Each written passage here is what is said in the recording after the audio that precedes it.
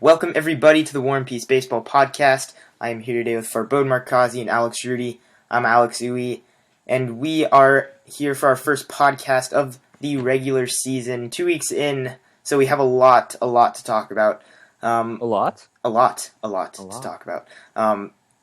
So there's a lot of stories and players that we'll be talking about. The way I kind of mapped out our podcast will kind of run through every team at some point throughout, so it might be a little bit messy going back and forth between things. We'll see how it goes. I don't know. There's a lot of content here, and we're going to try to keep it in a reasonable amount of time. So, we'll do that, and then, of course, at the end, as we did all of last season, we will have our weekly fantasy draft with just the three of us, and we redraft that every week.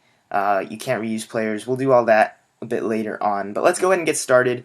I'm sorry, I didn't even ask you guys how you're doing today. How are you guys doing today? I felt hurt that you didn't ask me that. Yeah, I'm sorry. I caught myself, though, right? Okay, good. We good? Rudy, you alive? Maybe. I'm... Yes. I'm more alive than Rudy, but I'm tired. But it's Okay. chill because it's baseball. Let's go. It's baseball. Let's go. So the top story, as it has been for a lot of last season, is the young players, and Trevor Story of the Colorado Rockies has absolutely taken the baseball world by storm. He hit 7 home runs in his first 6 Major League games. He hit, 5 in his first 4. Absolutely unbelievable start to the season. He homered in his first 5 games, I believe, right? 6. 5 or 6? No, he homered in each of his first 5 games. No, he hit multiple, yeah. Took a day off in his 6th, and then homered in the 7th game. Yeah, it's pretty unbelievable. Or something like that. I don't know. I might have gotten that completely wrong. Do that? Either way, Trevor Story, what's your take on him so far? I'm not sure. I mean, clearly he's not going to hit, 40 home runs in a season or whatever. That's just not very realistic. But, it's certainly fun to watch at the beginning of the season. And, in terms of fantasy, I'm sure a lot of people were freaking out about him making some interesting trades along the way. Thank you, Trevor Story. Yeah, thank you for providing all the Trevor Story owners with immense value to be traded, at the very least. He's going to stick around, though. When Jose Reyes comes back, Story is going to be there, I think. I mean, I just can't see him losing that job. He has cooled off quite a bit in the last week, but even then, I think, he looks ready to hit Major League pitching. And, I mean, you go through your ups and downs, and he'll find some stability throughout, but if he puts up numbers, you can't bench this guy. He's doing everything asked of him for the most part. So, another guy that has also taken the baseball world by storm is Tyler White for the Astros, who has gotten off to an incredibly hot start. He is probably going to keep that job a lot long, probably the whole season. A lot of people thought AJ Reed was going to take over partway through the season and be the everyday first baseman. That looks less likely now. What is the Astros' situation, and how are they going to eventually work AJ Reed into this offense? If I was AJ Hinch, I would tell you, but I don't know. I'm interested in just Tyler White right now. He looks really good up there. If he can continue this, AJ Reed's gonna have to. I don't know. AJ Reed's stuck in a tough spot because I thought it was his spot. I didn't know who Tyler White was before this year. I'm sorry, but yeah, and a lot of people didn't, and that's why it's so surprising for most somewhat involved baseball fans. But AJ Reed is definitely he's proven he can play. Like, he had a great spring training. He's polished. He's had plenty of time in the minor leagues. He's going to play for this team. Is he going to DH instead of Evan Gattis every now and then? Probably. Are they going to maybe move Tyler White over to third? That's another possibility. I mean, it's Luis Valbuena over at third base. You're not really causing a lot of problems there. There's a lot of options for the Astros, and there's more talent on the way, is the point. In terms of... Houston. Yeah, and for Houston, though, off to a 4-7 start on the season, for a team like this with this much talent, that's it's a little bit of a slow start, and part of that can be attributed to their pitching. Their offense looks really good right now. Yeah. I don't see, and I'm not worried about the Astros. I think they're going to No, have not at about all. what we projected as a season. Colorado 6-5. A lot of that has to do with Trevor Story, obviously. That's going to balance out a little bit, but I will say that their offense, aside from Story with Cargo, Arenado hitting the way they have been recently too, and the Gerardo Parra has been a nice addition there that I can see providing a little more power than in previous years. Eventually, I like their lineup. DJ LeMahieu's hitting really well at the beginning of the season again. Like the Rockies, it's just the pitching. It's just the pitching with them. Like there's nothing else holding them back really. I agree, but I mean they have this really good offense right now. But every time I think of their offense, I think of your plan to make them the super like offensive team with just that article you wrote and everything. Yeah, and I mean 6-5 start, not so bad when they're absolutely No. destroying the baseball. That Good things happen when that with that offense team. is on. I'm sorry, pitchers, but their pitching is not anywhere near good. No, and I don't think that's going to be the case for a while. So we'll see how all these It hasn't been the case for a while. It won't be. all these teams, I think the records will balance out to what we projected a little bit better. So let's get into a few more stories here. One of the big ones is involving the new rule Major League implemented this year, involving takeout slides at second base. 2 games already this year have been decided based on that rule, basically. There were 2 calls. One of them was the Blue Jays against the Tampa Bay Rays, who actually took the lead on that play after an error was induced, and the Blue Jays took the lead in the bottom of the ninth. It was overturned though because of the slide rule. It was ruled a double play, game over. And obviously Blue Jays fans not happy with that. Same went for the Astros, who ended the game on a double play by the slide rule.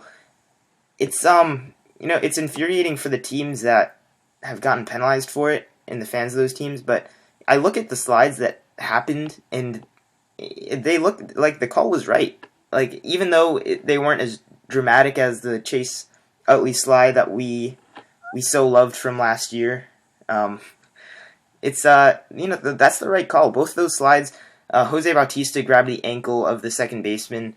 Did he grab the ankle? Yeah, he reached for the ankle and he touched he Okay, grabbed the because guy's ankle, and I that's saw the slide. I didn't see his hand. that's definitely what the call was based off Okay. of.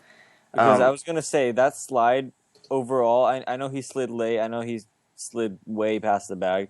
But other than if he did grab his ankle, other than the grabbing part, I would not overturn a call. No, and it was a perfectly fine slide. It's just grabbing the ankle is against the rules. You're not supposed to go after the fielder anyway, Oh yeah, and I that's completely agree. yeah. And then Colby Rasmus for the Astros slid right past the bag, didn't touch the bag on the slide, and went right past it. Like you can't do that. You have to slide to the base. Like people are mad about it, but it's the right call in my mind. Rudy, what do you have any more insight on the slide rule or? I mean, I just think that until precedent has been set that the Chase Utley type or slide where there's clearly no attempt to be safe and your only goal is to disrupt a play is an unacceptable variation of the game, then the umpires need to be as stringent as possible in enforcing the rule. Yeah, and even before this new slide rule, they were not very.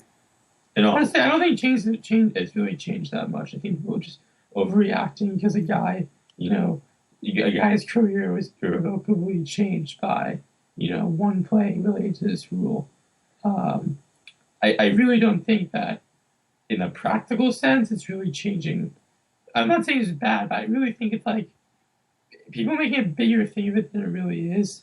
And I really don't think much has changed. Well, I mean, when games are decided based on a rule, obviously there's going to be people that think it matters. It does matter. That's the case. But I think it's to change the culture. It's to change the culture of the players on the field to teach them you need to slide into the base. Like, it's really gotten away from that.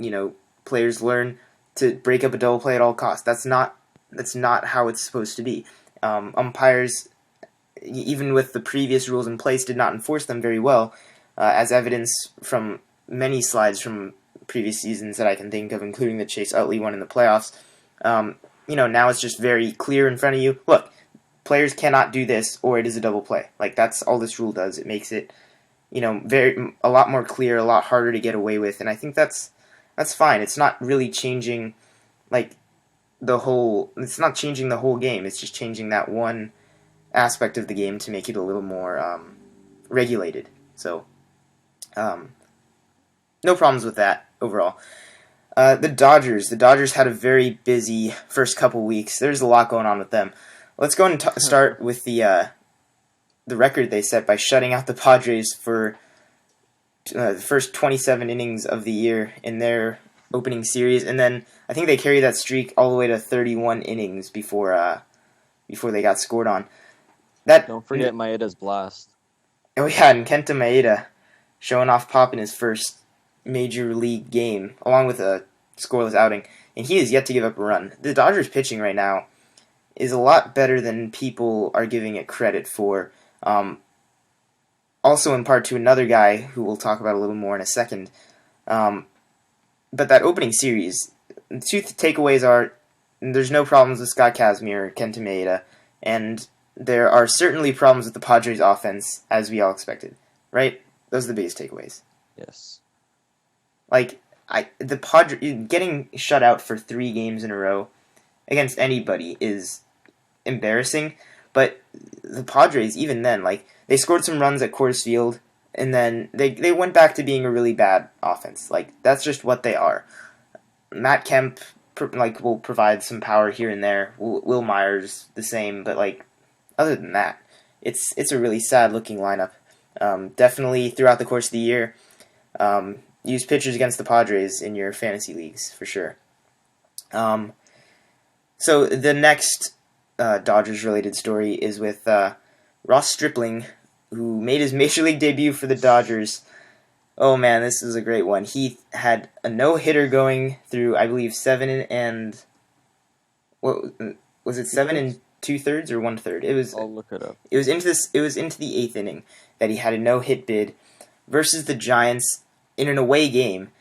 They pull him at 100 pitches. That's just how it is now. That's the culture of the game. But, even in a no-hitter, you really want to see the guy continue. But he is coming off Tommy John surgery. I mean, there's a whole discussion there about the whole pitch count culture that's happening now. But, the point is he got taken out of the game. And within an inning, the Giants tied the game 2-2 on a home run by, I think it was the Giants' backup catcher, Tyler Brown or something, that hit a game-tying home run. And then the Giants went on to win in extra innings on a Brandon Crawford walk-off home run. That is, it's karma. You take out the guy with the no-hitter, you're going to lose the game. That's how I saw it. But this guy looks good. Even in his second start, he was controlling the Diamondbacks lineup very well. He did give up a run, sadly, but he looks really good. Nobody saw this guy's not a top prospect by any means, so I don't think you can use him in fantasy really, unless he shows us a lot more than he already has. But it's a great thing for the Dodgers to at least bridge the gap until Hyunjin Ryu comes back, or they decide to bring up one of their other top prospects. So it's really good news for the Dodgers overall there. And I looked his name up, and the only thing that I found right away was he's a stockbroker. I kind of doubt. Is he what?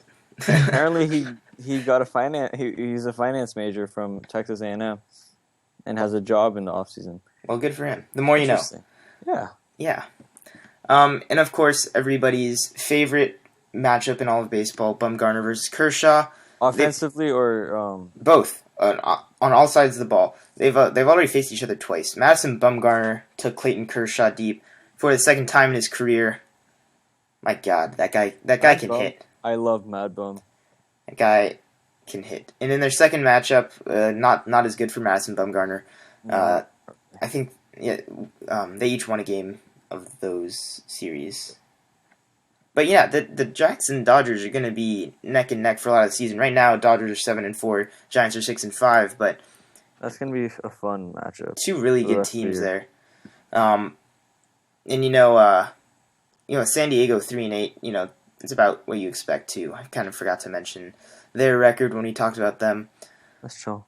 It's chill? Yeah, okay. Let's get on to some more hot starts. The Baltimore Orioles start off 8-0. That is a lot of wins in a row. Their record right now is 8-2, but this is a team a lot of people had projected to finish last in the American League East. I think a lot of people have changed their minds now. Right? Have you guys changed your minds at all about the Orioles? Or no. You have not at all? I wouldn't say last, but I wouldn't say they're poised for a playoff. I don't think any of us had them. No, none of us had them in I think all of us had the Rays in last. We didn't rank last place. None of us had them making the playoffs. I always had the Rays behind them. At least in my yeah, I mean, the Rays and the Orioles, I kind of have them grouped together down there. I mean, they're opposite stories. The Rays have very good pitching, and then the Orioles have a very good offense. But on the other side of the ball, I still don't think they're going to make the playoffs. That's the hot offense. Congrats. But their pitching hasn't been particularly great, all things considered. Like it's been serviceable, which is what we're used to with the Orioles. Even in the years that they were winning, they had serviceable pitching that got them, into deep enough into games. Their bullpen's not bad. Like the offense, though, as long as that keeps up, I think they have a legitimate chance. And there's a lot to be said about a hot hitting offense, but I think it's a very sustainable offense for them. I'll bring up one of the new additions to this team, Mark Trumbo, who he's very streaky. In his career, yes, he has, but he has consistently been one of the major league leaders in exit velocity. Good things happen when you hit the ball hard, and he's in a really good ballpark and to be hitting I was going to say balls that hard. Ballpark is very good for him. Yeah, I think there's a lot of potential there for him. Like you want to take every player's hot starts with a grain of salt, and you know that the projections will balance out a little bit more. But I think a lot of people underprojected Mark Trumbo. He's owned in most leagues, just because he does play every day. He's got a power bat, but I think he's going to be. I think the ballpark that he's in will help him in more ways than just the power numbers. I think his average will benefit from that a bit more too. And I think playing every day, which is something that he has not done for a long time, in a solidified spot in the outfield, will certainly help him as well. But yeah, congrats to Baltimore. 8-2. I don't think it's. I think Jonathan Scope and Joey Ricard are hitting at unsustainable levels that are way above what they will do this year. And there's no way Trumbo will be hitting in the upper 300s. Oh, no. Nobody will. He's... I'm just saying, I think he has a chance to hit above 260, possibly, I think this team has no depth, though. If you have one injury, I really think, yeah, that is a danger. JJ Hardy, Ricard, and Scope are all hitting way better than they are throughout the whole season. All better than they will the whole. They will. In the long run this year. And they're all hitting for way more power than I would expect so far. And this team has absolutely no positional. And Nolan Remold is fucking hitting 389. That's not gonna make. So they have 4 or 5 guys who are all incredibly hot, who have never shown their careers that this is, at least in their recent careers, that this is who they are. So, that's unsustainable. You take. There's no positional depth anywhere. So they have no bench, especially Pedro Alvarez maintains this horrific career downward spiral. And then, I think the pitching will get better as Matsus and Gosman come back. But I don't think I think it's a team that just has no depth, and even if they're hot right now, nothing really, to me, tells me this is a playoff team that we all underestimated. To me, it just seems like a team that's hitting the crap out of the ball. Is hot to be in the year. I don't see a team that proves and has the makings of a playoff team in a really tough division. And moreover, their schedule to start the year was fairly easy. I mean, it wasn't incredibly easy. I mean, they have the they have the Rangers. They have awful. The Rays are not good. That's true. Red Sox, who really knows? The Phillies are not anything to talk about, and they're against the Rangers. They're 1-2. So I mean, in their last 4, they're 2-2 against their their most difficult matchup. So I think they're going to cool down right away. I agree. I see when I look at the Orioles, I see a team with a solid bullpen, but other than that, I don't see their offense going on like this, or even like a little bit close to this for the rest of the year. Their pitching is not good enough to get them far. I don't think they have a chance for any playoff run, or even making the playoffs at all. Mm-hmm.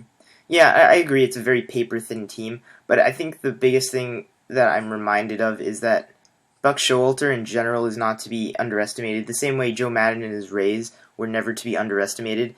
I mean, they look like a very cohesive team right now, and I think the depth in the pitching will eventually be enough of a problem for them that they fall behind the powerhouses in the East. But I'm reminded that they don't have to be perfect to win games. Like the Royals are not another team like that, where they don't have all the best players, but they have a winning team.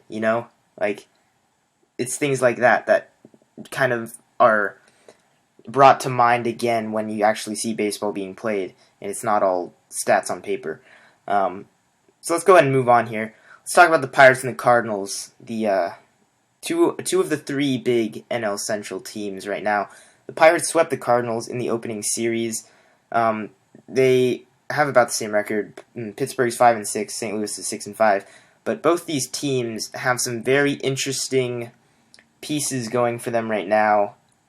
One of them I'll talk about right now is on St. Louis is the guy Hazelbaker that they brought up as kind of a backup player, and then he kind of found himself hitting second for the Cardinals, playing in the outfield. What is happening here? Like the Cardinals the Cardinals seem to pull outfielders and random good players out of nowhere. What are they doing with Matt Holliday then? Matt Holliday plays first base when Hazelbaker's in the outfield. Matt Adams and Brandon Moss will see a lot less playing time going forward, so be wary of that if you own them in fantasy leagues or whatever. But even them, they've been hitting okay so far. Brandon Moss has been hitting very well in pinch hitting spots.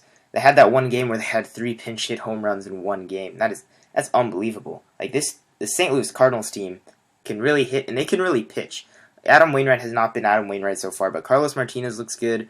Jaime Garcia in his last outing had a 13 strikeout He is so low shutout. He is very low key. No one knows him. Mike Leake is around. Like he'll He's around. he'll eat up some innings. Like he'll be good. Michael Wacha, he'll be fine. Like this is Cardinals team is still really good.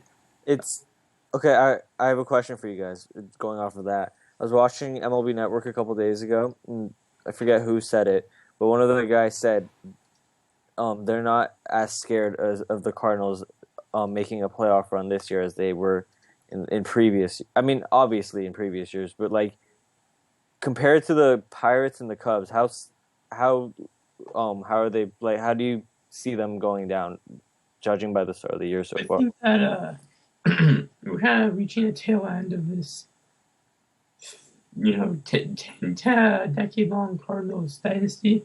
Really? You think Wow. they're reaching the end of their Isn't most of their playoff contention? I'm not position saying they players will young? make it this year, but I just think that they're kind of, even though they do have young talent, they don't really have any young superstars in the You think they're going to be done Young talent. being really good? What? Yeah, I You think think they'll be good, but not like really? unless they're willing to kind of have a Cubs off season where they just really go all out in spending on free agents, which they have never really done. So I don't know if that's an option. It's not really good for philosophy.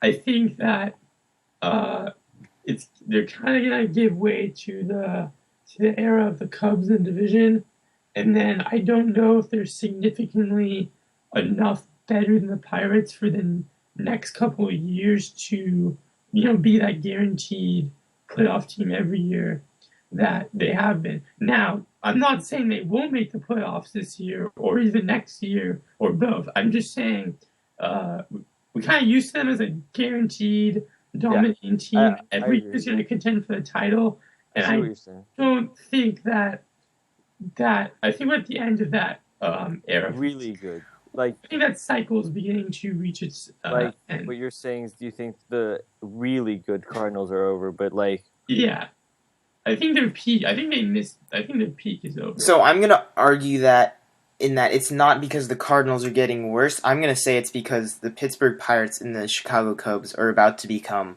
Well, I didn't say really good. They're gonna be a lot better than they have been in previous years. The Yeah. Cardinals, like, there's a lot of the same faces there. Like, you talk about they don't have any superstars. They didn't have any. They're not a team that is known I for said having they don't superstar have any players. young superstars for the future. They don't. That's not even who they were when they won. They had a really solid all-around team. They had fucking Albert Pujols. When they won the World Series, they had Albert Pujols both times.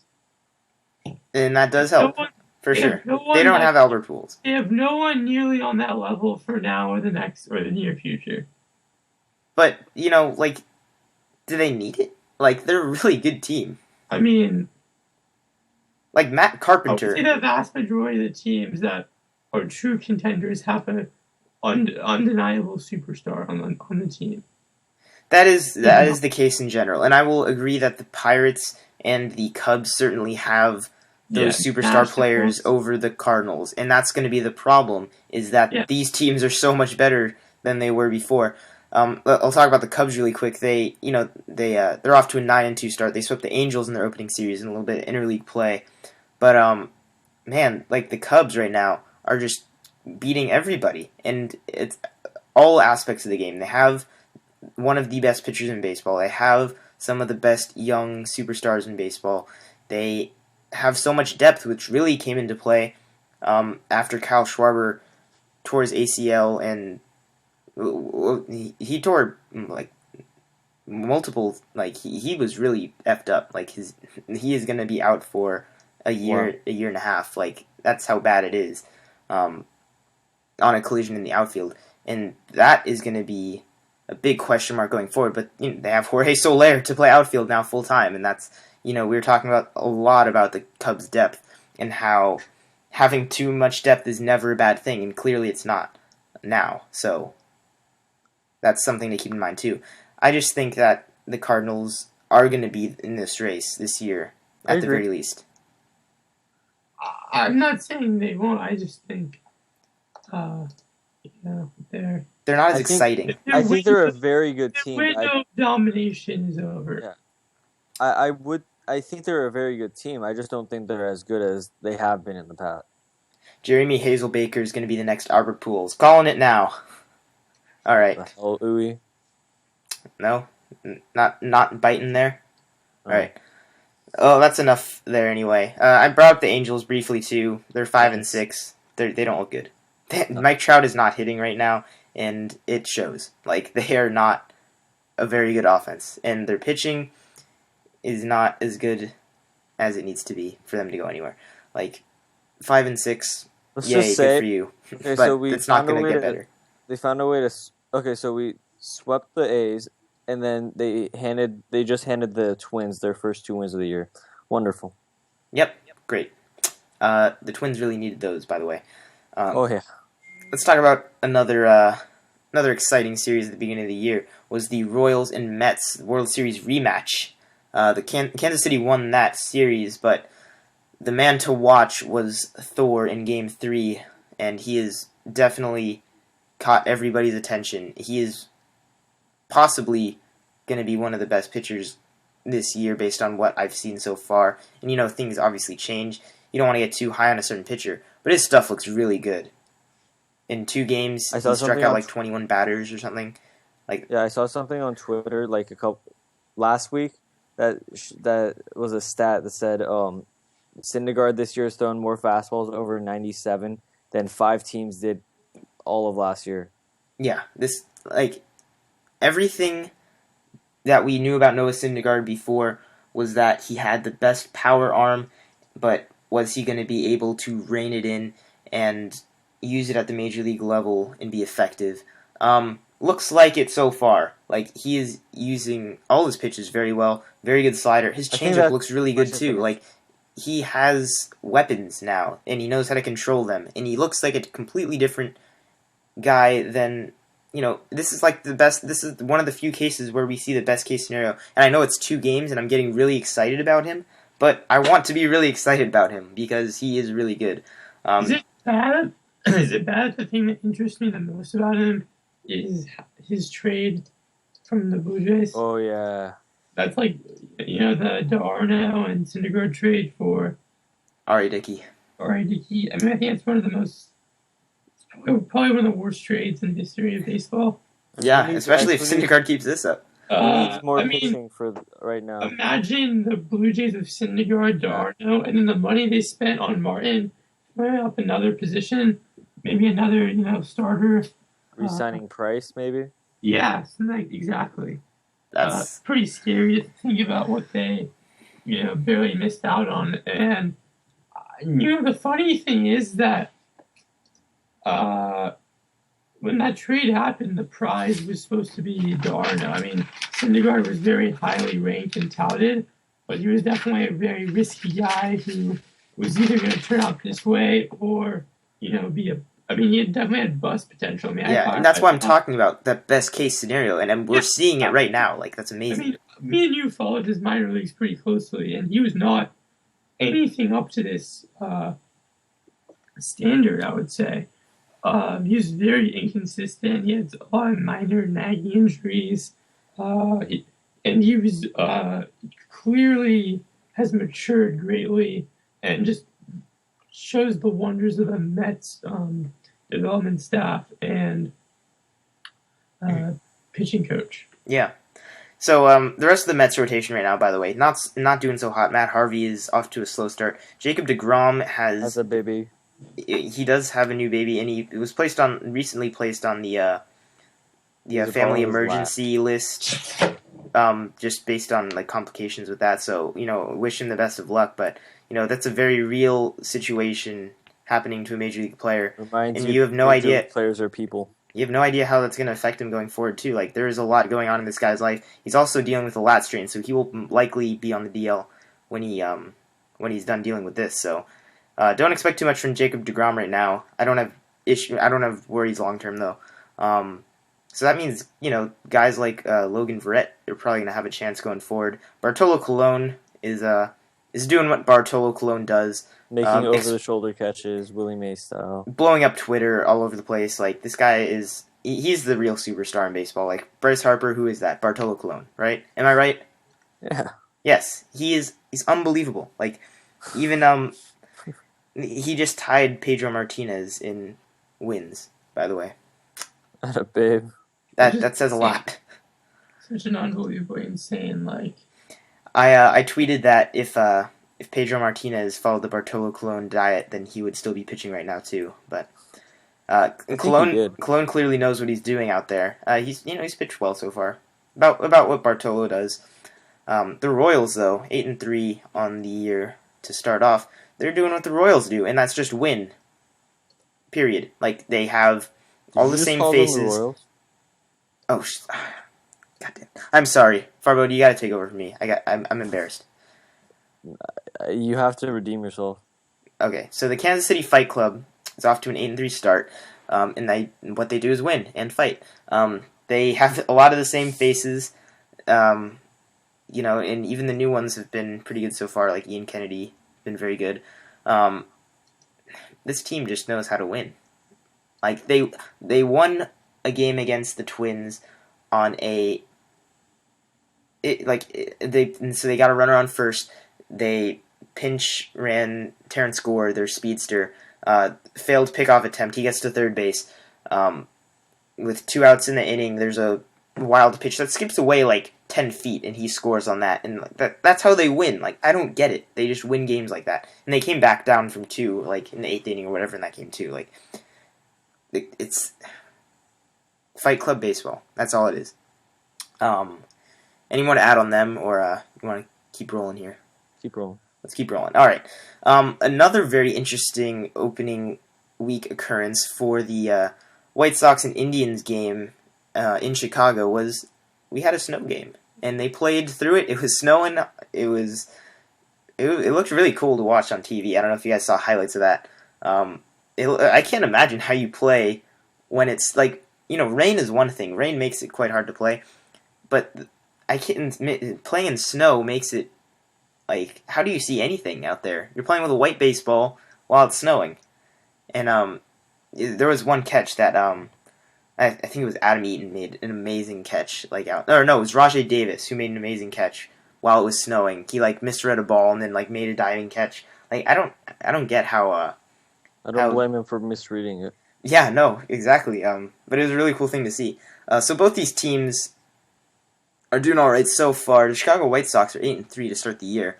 The new look Chicago White Sox, a lot of new players there, including Todd Frazier, who is not off to a great start, but nonetheless 8-3. You guys like the White Sox? Yeah, Yeah. definitely.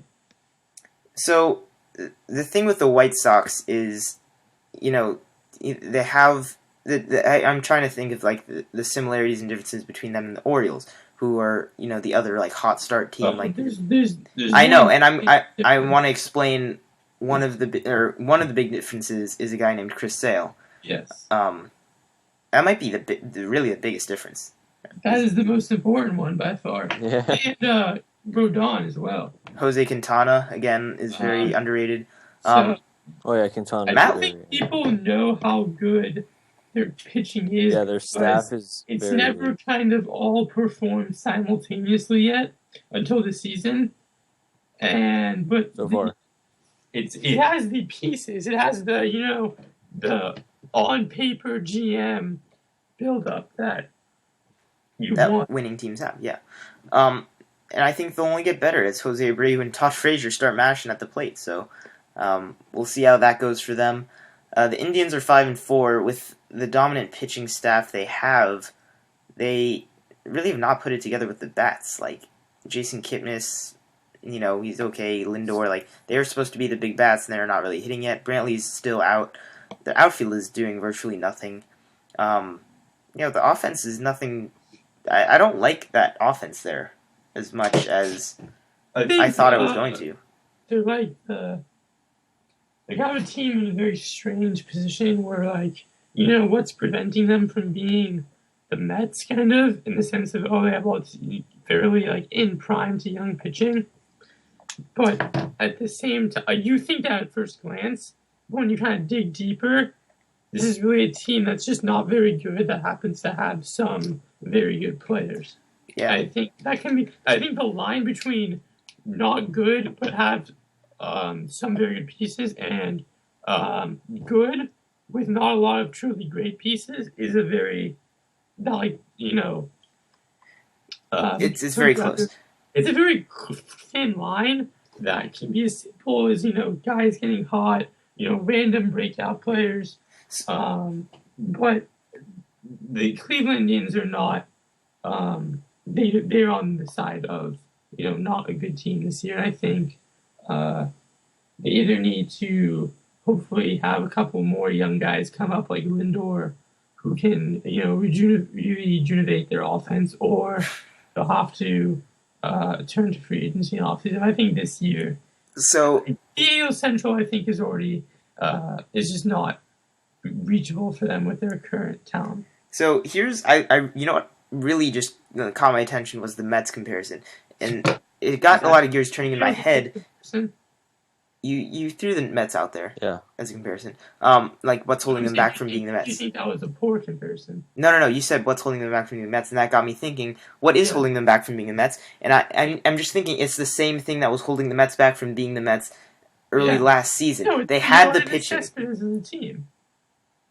I think and that catches my attention. I think that the AL Central is a very, compared to other divisions in baseball, very winnable division. And I think that the Cleveland Indians, if they have a similar type of progression that the Mets had last year, it is possible for them to make the playoffs. If they're pitching, they have 3 very, very good starters in Kluber, Carrasco, and Salazar. And then, even their back end is pretty good too. But there's a lot of the same, like right now the offense is very weak. We thought the Mets offense last year was horrible, and all it took was a couple, trade deadline acquisitions. They brought up Michael Conforto, and I think the Indians have some good outfield young bats in their system that are, they can be brought up if needed, but I think it is a case where they are only a couple acquisitions, like you said, they're Yoenis Cespedes away from being a really good team. I see that. And I can see that similar progression for them. And are the Mets doing as well this year as we expected? No. Probably because of that formula where it is very reliant on pitching, and the pitching has not been showing up so far. But the Indians have a lot of the same things going for it. I think they can mirror what the Mets did last year. I mean, they have a lot of holes. The Mets had a lot of holes last year. Yeah, I'm just saying, but see, just because it happened once doesn't mean that it can happen though. They have it's an easily replicable concept. I mean, I think as incredible as the Mets were last year, and they deserved every inch of what they got. Their division was historically weak as well. Well, I don't think the Central is anything to rave about either. I think the White Sox are off to a hot start, but there's potential for it to go wrong. I think it's considerably more competitive than last year's.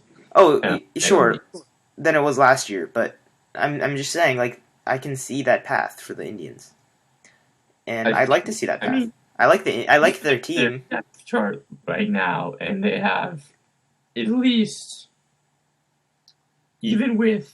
They have at least 3 holes, even with Brantley back. And I'm gonna bring it up again. I know they're not a good offense right now. Like that is how it goes. And they, it's when the pitching is there, when it's really ready to go, acquiring an offense around that is a little bit easier than people think at that time of year. I'm just saying.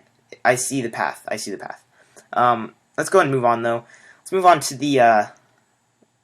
to talk about the Mariners a little bit. And their big superstar bat has gotten off to a very hot start. He hit 4 home runs in the opening series against Texas.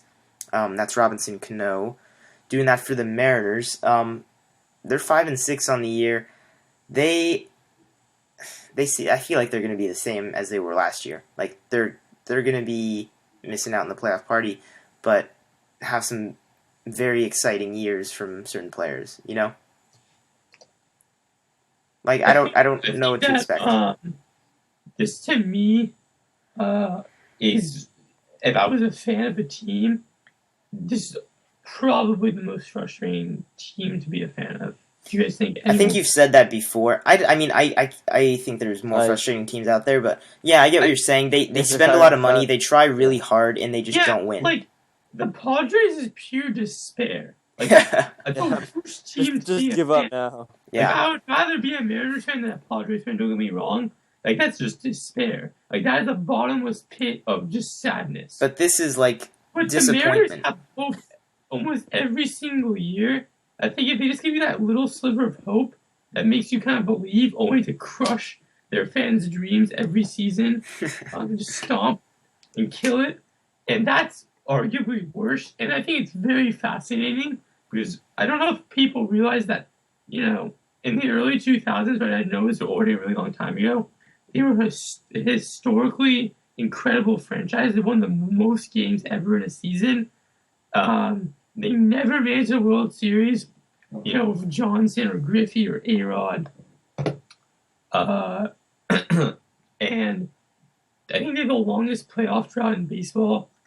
And they have Cano, they have Felix, they had probably the most failed top prospects of any team in the majors. But they still have guys like Walker, who made it.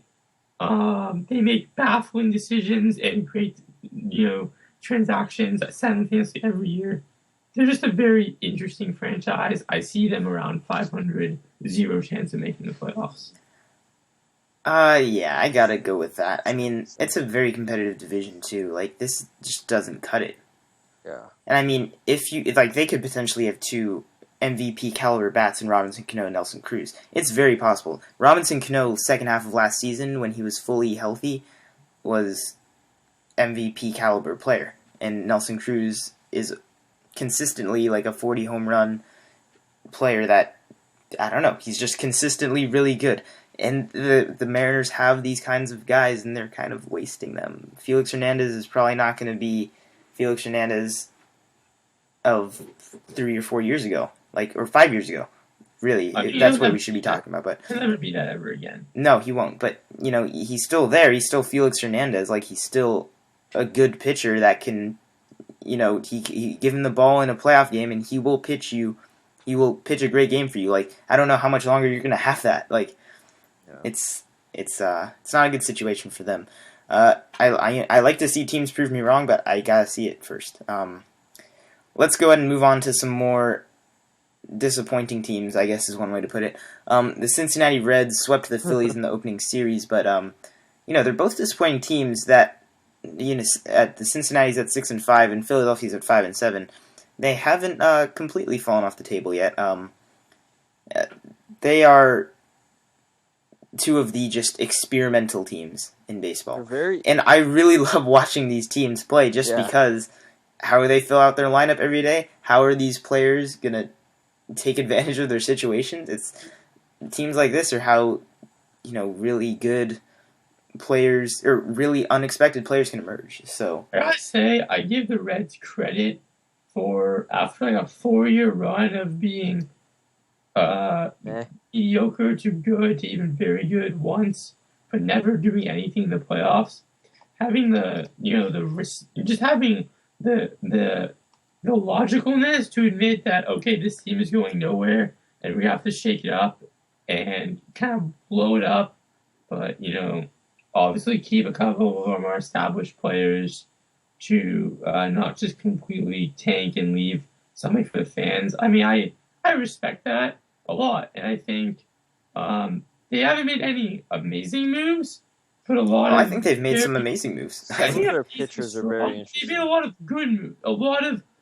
moves to build on, and I think, right now as a Reds fan, it's kind of not the happiest period to be in. I think they have hope and they have a clear plan.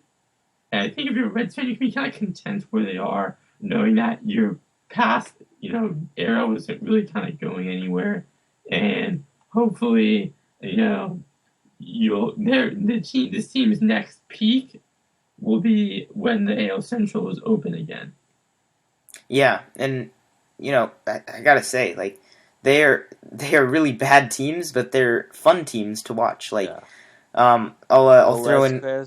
Yeah, I was just gonna throw that out there. Vincent Velasquez so far this season, who the Phillies got from the Astros, he's 2-0 with a 0 ERA, and he threw a 16 strikeout shutout in his last outing against the Padres. So meanwhile, the guy he was traded for, who was actually the name of the big name of the trade, hasn't done too hot so far for the Astros. Yeah, Ken Giles, he's given up more home runs than he did all of last season already. Maybe is he one of those guys that maybe has to be in the 9th inning role to do well? Who knows? But I don't know. He has not lived up to expectations. I mean, he'll be good. He'll figure things out. He's too good not to. But it's right now it's hard to say that the Astros got the better end of that deal. especially because a lot of the pieces in that deal haven't even showed up. Like, even if it was Vincent Velasquez for Ken Giles right now, straight up, a lot of people would say, I'll take Velasquez any day, because he has been pitching very, very well so far. And, of course, with these bad teams, you gotta, take everything with a little bit of perspective on their situations, their circumstances, but it's fun. It's just fun to watch teams like this still. I agree. Yeah. This is where fantasy owners feast, is on the players that are playing for these down in the dump teams that are putting up big numbers. So, we'll keep an eye on we should just refer to them as the quadruple A teams from now on, right? Yep. Yeah. So it's the Brewers, the Padres, the Phillies, the Reds. Is there any The A's. The A's? Yeah, teams like that. Did you say the Brewers? Yeah, those Yeah. teams. All right, let's keep on chugging here. Let's get back to some playoff teams. The Texas Rangers are off to a 6-6 start. Okay, whatever. They'll be better than that. But they did have one very, very intriguing move when Shin-Soo Choo went on the DL. They brought up prospect Nomar Mazara, and he is doing very well so far. Homered in his major league debut, and this guy can hit. He is hitting at a major league level. I think the Texas Rangers, having an injured outfielder was one of the best things that could happen. Now, at the same time, Ian Desmond, who they signed to be their left fielder, is not hitting very well. So it's gonna be interesting to see how much longer they put up with a 109 average and no power so far. I mean, it will come, but I don't know if it will come as a starting left fielder, if you know what I mean. Like, they could play Joey any day now. They could bring up Joey Gallo and say, Ian Desmond, you know what? We cannot start you. We'll platoon you with Gallo out in left field, and that would not surprise me one bit if they did that. Right? It's amazing how far his career has really dropped from a guy who turned down an 8-year, $120 million-ish contract. And, Yeah. I agree with 100% what you said. I don't really have anything to add on a specific point. I did want to bring up the fact that I don't think the Rangers as an organization really get enough credit for, they had that one last place year where I think they're the worst team in baseball. And But that was injuries. insane. This is probably the quickest rebuild I have seen. Just one of the most dramatically quick and well done and just smart rebuild I've seen. Their general manager, John Daniels, is one of the better ones in the game. He's one of the smarter guys. He knows how to run a team. Yeah, I agree. And let's remember that they have a big name in Yu Darvish coming back some point this season. I was gonna mention that this team can pitch pretty well so far. They have a good offense, and they have a guy named Yu Darvish coming back in how many weeks? Sometime in June. Sometime in June. He's pretty good. He's pretty good, yeah. Is that all you got on the Rangers then? We're good? Yep. All right. Let's move on to Bryce Harper. He's the guy. He's the face of baseball right now, right? And he just he added to the legend a little bit more. Hit a grand slam for his 100th career home run. This guy's 23 years old still. What the fuck? Yeah, exactly. He's pushed the Nationals to an 8-1 start on the season. This guy's 6 years older than me. That's actually insane to think about. Like, anybody out there that's older so than Bryce depressing. Harper. Yeah, there are, like any 23-year-olds out there, you can look at Bryce Harper and say that could be you, if you were Bryce Harper. Bryce Harper. Yeah, but let's talk about the Nationals overall. Ryan Zimmerman, good so far. Anthony Rendon, he hasn't done Anthony Rendon stuff yet. Daniel Murphy has been very, very good for the Nationals so far. Hello? Like, insanely good. Hello, hi, Hi. hi. Did something happen? Yeah, I've been gone for 5 minutes. Well, okay then. We're talking about the Nationals. If you're Did you hear interested. any of what I said about the Rangers at all? Yeah, we heard all that. Okay. All right, cool. So Daniel Murphy, 464 average, 2 home runs for the Nationals so far. He looks good. He looks like he was in the playoffs last year. Like, he looks like he picked up where he left off. Um, I like this team a lot. I like Ben Revere's out right now, but Michael Taylor can fill that spot at least until Revere gets back. There's a lot to like, and what would make me like it a lot more? A guy that I've talked about a lot. Trey Turner. Yep.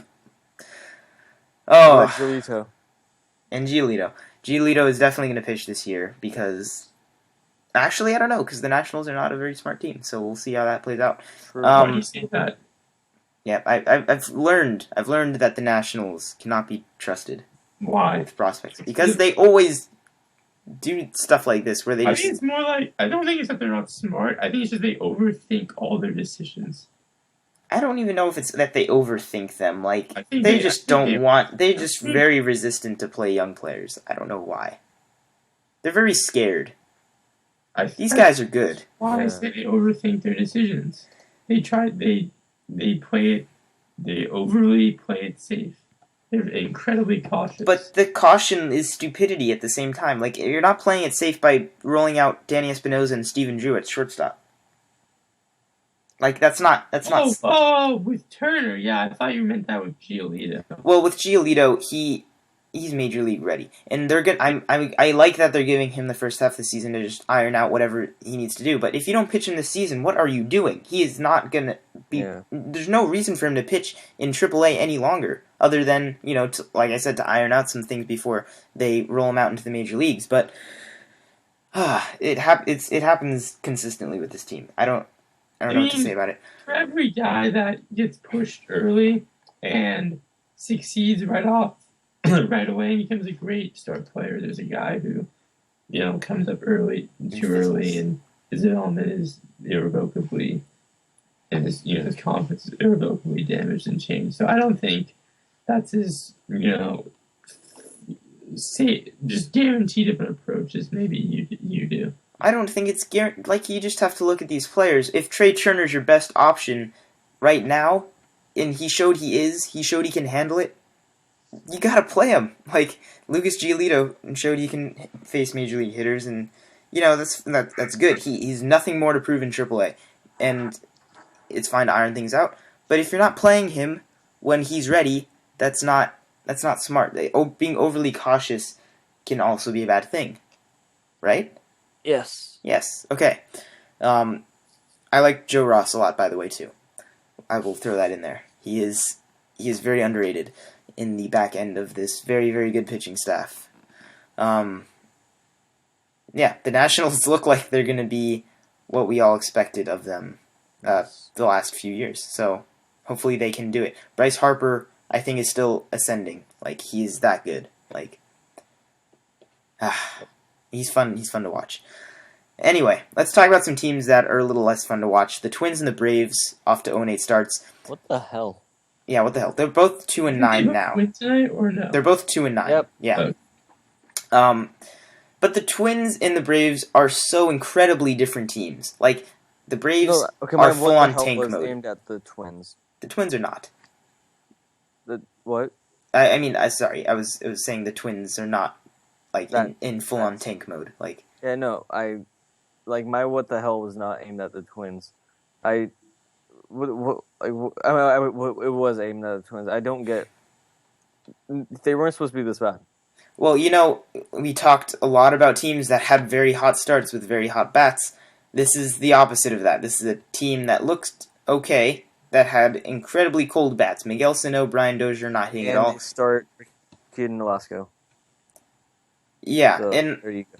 again, I'm going to talk a little bit more about this team is less afraid to play the young players. I think that's what they need to do at this point. Like, Byron Buxton is not working out, but again, what else is he going to do? Like, he spent so much time in the minor leagues. He showed he can play, and then you got to run him out there. Like, and it's very possible that they demote Byron Buxton, which would be a real shame. But I think it was a situation where you have to play him in the major leagues at this point. And the same goes for who's the other guy? Miguel Sano. Yeah, him. Like he even if he hits less than 200 in the first month and a half of the season, like, do you demote him? Like, he showed what he can do in the minor leagues. Like, I don't know how much that's going to help him.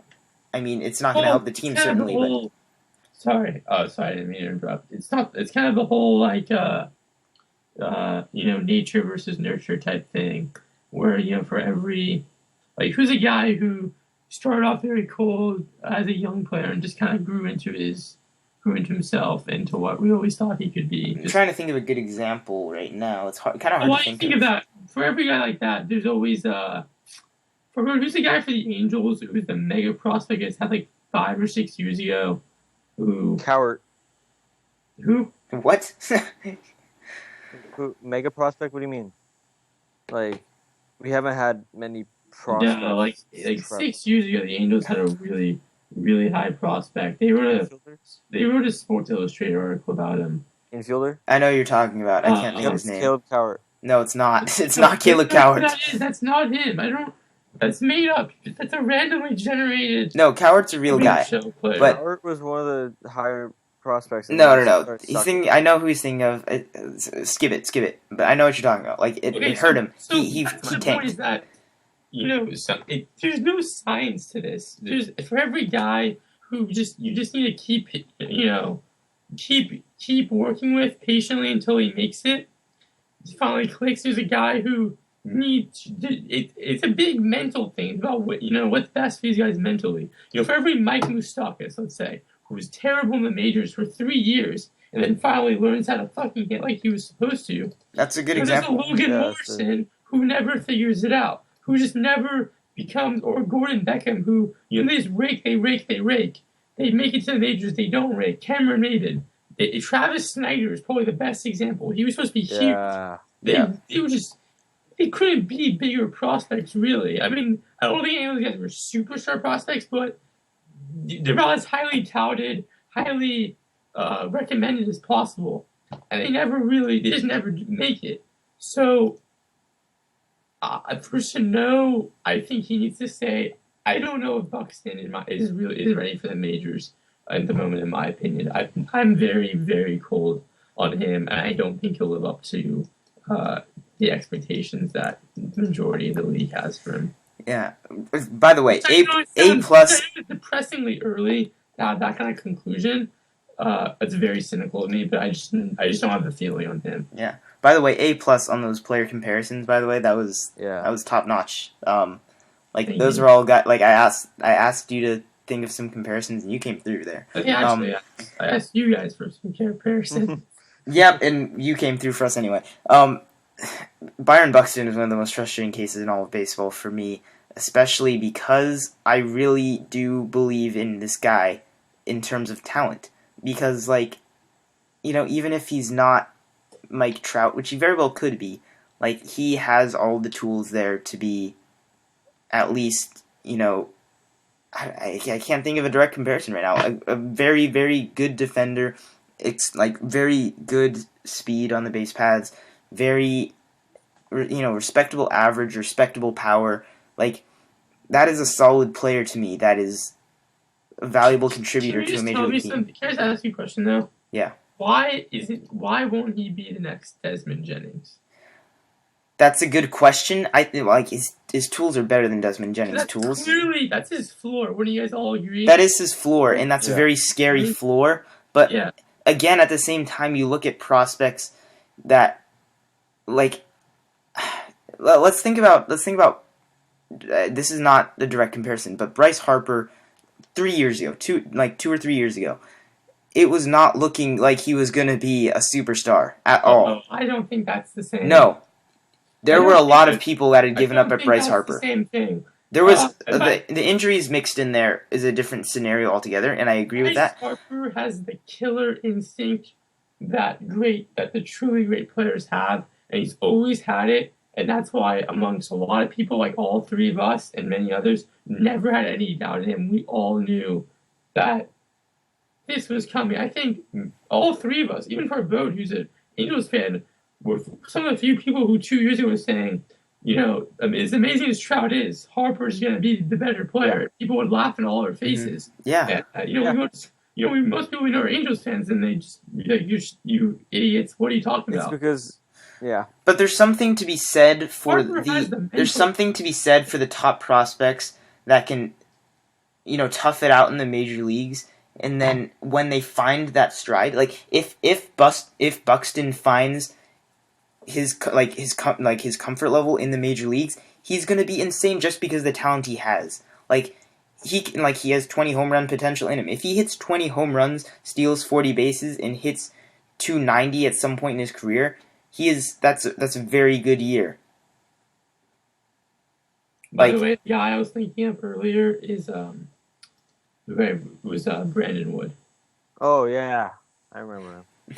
For both good times. All right. Not really. Not really. Less than good times. Let me just be clear. I want to see Buxton succeed. I mean, I would love to see, all players become as good as physically possible. I'm not against. I'm not. For the most part, we don't hope people suck.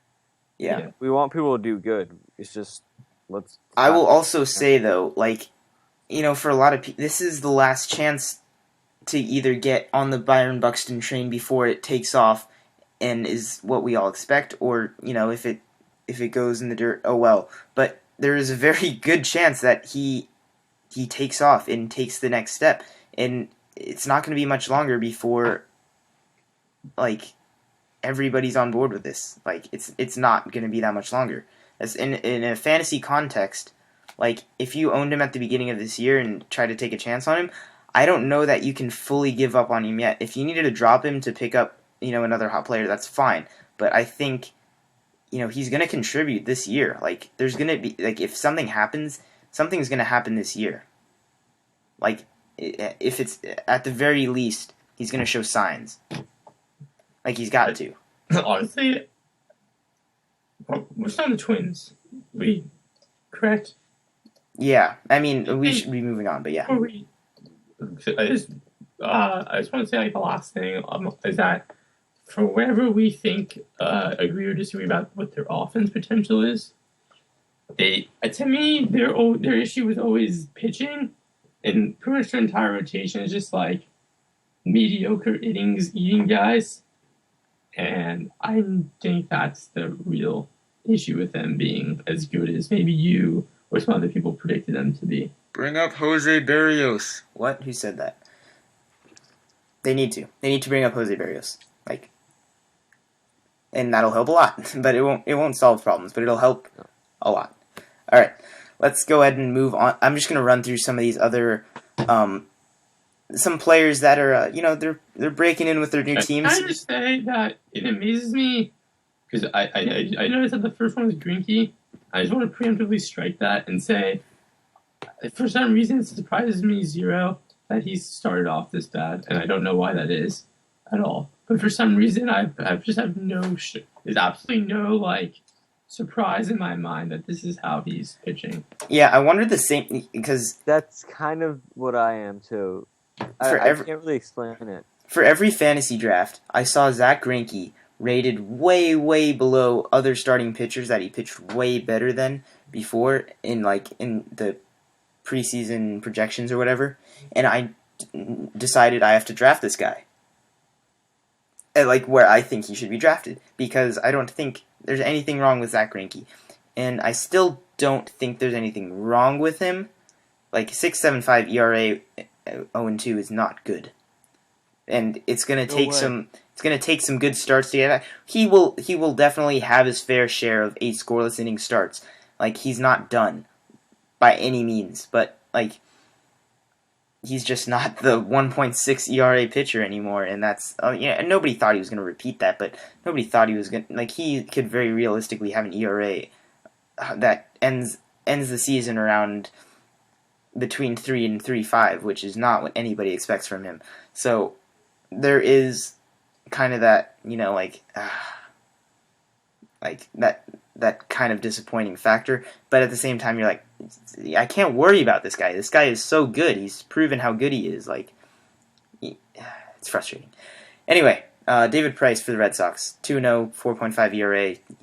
He'll be fine. He's David Price. He wins games. He strikes batters out. Just hopefully he gets hit a little bit less. Wei Chen for the Marlins also getting hit around pretty good. He's has like a 5.56 ERA right now. So, there's always that. Jordan Zimmerman, though, on the Tigers was a guy that people had projected a lot lower than, how he normally pitches.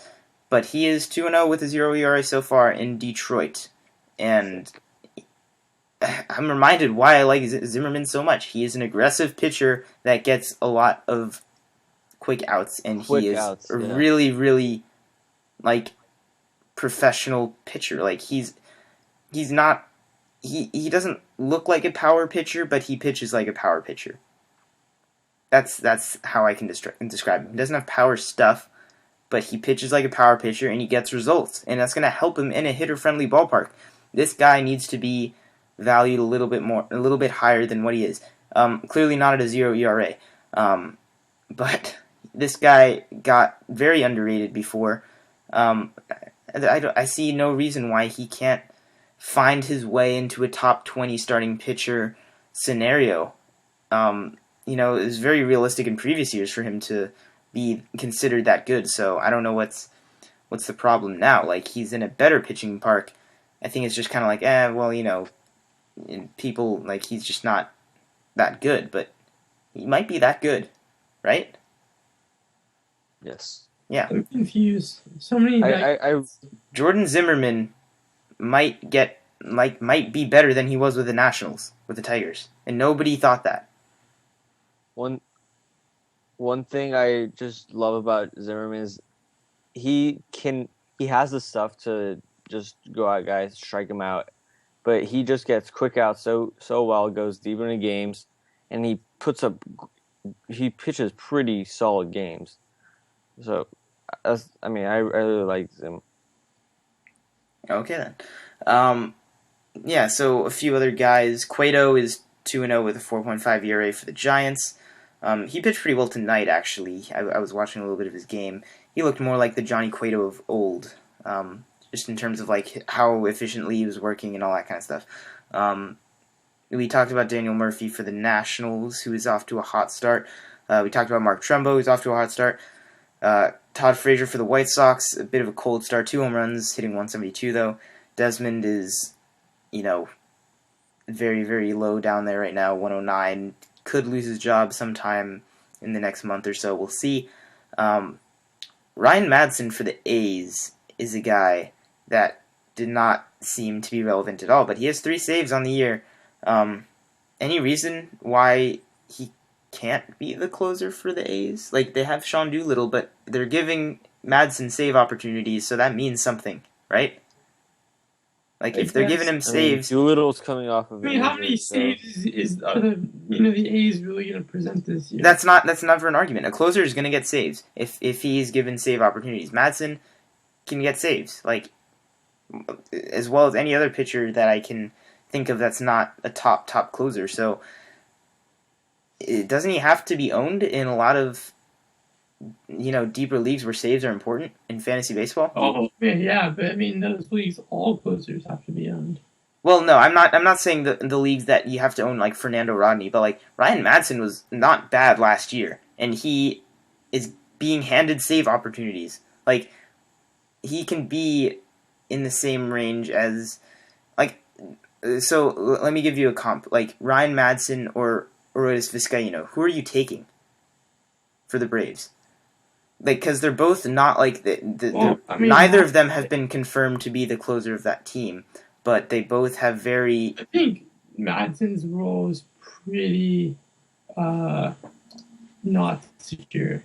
Well, that's why I'm giving you a comparison like that. He's doing very good right now. I would not bet money that he's going to be their closer at the end of the year. He's a 35-year-old journeyman relief pitcher who missed 2 whole years with Tommy John, I think maybe 3. And I would not bet money that neither Axford nor Doolittle, at some point, take his job.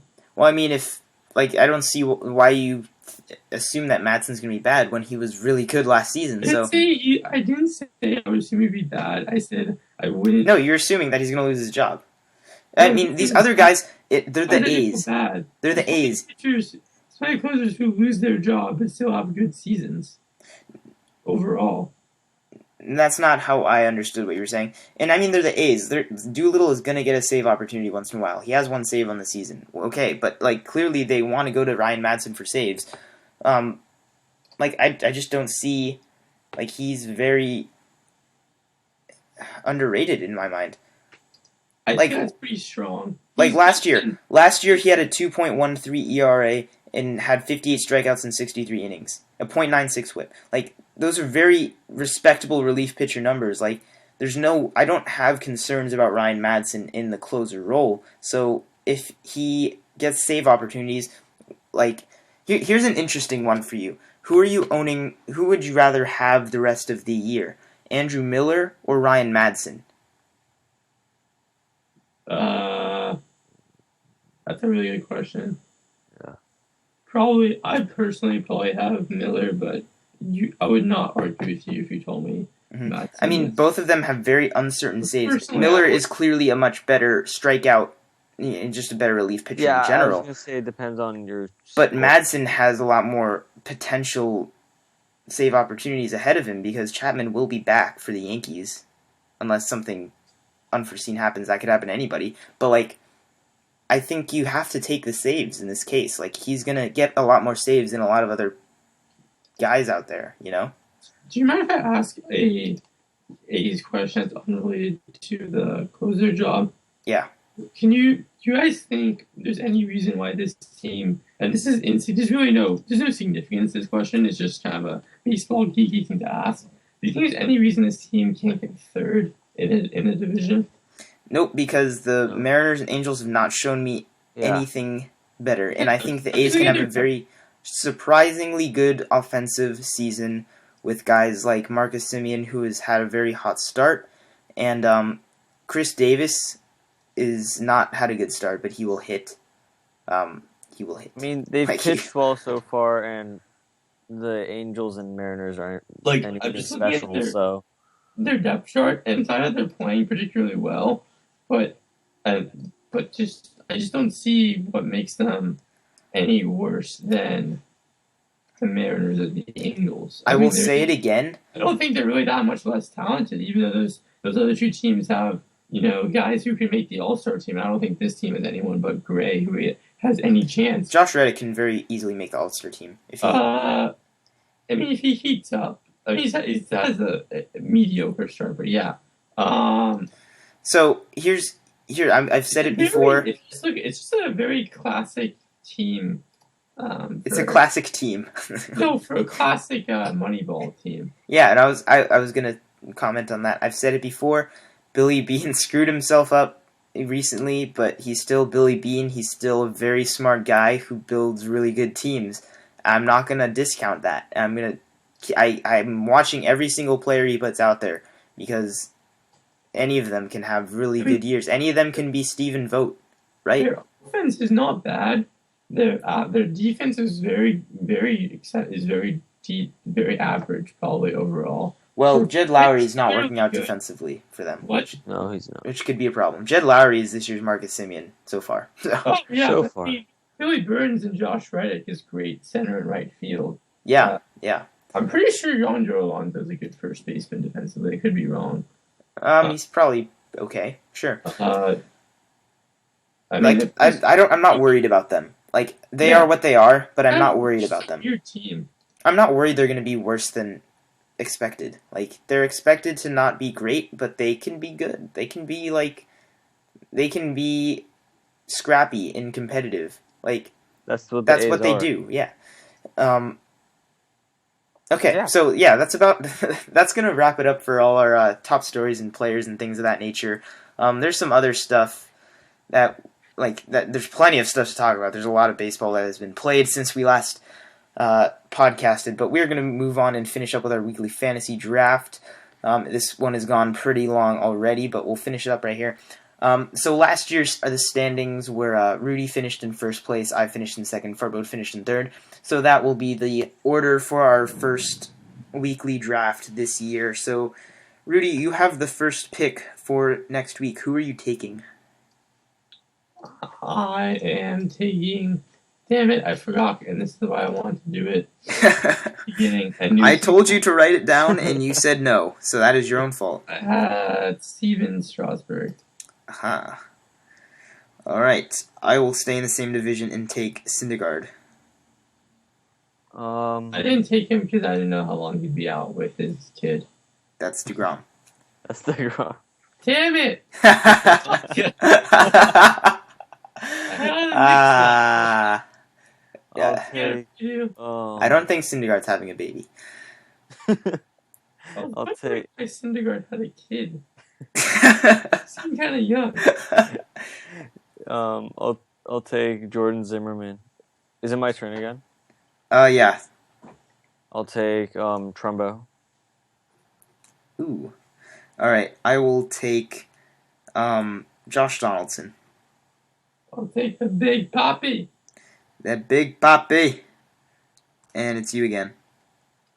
I'll take the just for who gives a fuck. Swing the fences. I'll take good old what happened to him? Why is he gone? What is- The shortstop guy on Trevor Story. on the other one. What? I don't know who you're talking about. The Hispanic one. What? What are you talking about? Reds. What? Lindor? Oh no, he's not Hispanic. Have you ever done a draft before? I don't know. That's what they tell me. What is On going on? When he looks for a player, he goes on the filter for Hispanic shortstop. They should have that. That'd be. Filter by race. Oh yeah, Eugenio Suarez. Eugenio Suarez. He's a third baseman now, but That's his shortstop on this. yeah, he is eligible at shortstop. Yeah, he's it's off to a good start. Okay, I just love how absolutely no rhyme or reason to what. Like, I'll things take go that. on or little about. Like, Sure. my whole like knowledge is completely random. Yeah, I'm like seems that way. I know nothing about. I'm gonna take Chris Bryant. Okay. That's Okay. boring. I know his name though.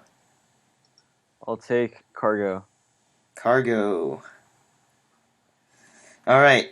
So Rudy has taken Strasburg, David Ortiz, and nameless Hispanic shortstop. I am taking Noah Syndergaard, Josh Donaldson, and Chris Bryant. Farbote is taking Jordan Zimmerman, Mark Trumbo, and Carlos Gonzalez. All right. Yes. So that is the rosters for our first fantasy weekly draft, and that is the end of our first podcast of the 2016 season. Thank you all for joining us as always. I should mention where you can check us out on other places. By the way, you can follow us on Twitter at WPB_podcast. We do a lot of stuff there. We have a lot of tweets and things of that nature. So check us out there. Check out our website. The link will be down below for that. We have all our podcasts and some articles and things, some other interesting things there as well. You can email us at warandpeacebaseball@gmail.com if you would prefer to contact us in that way. Yeah, all feedback is very much appreciated. We thank you again for joining us. We'll be back next week. Yeah, as always, Farbode. Peace.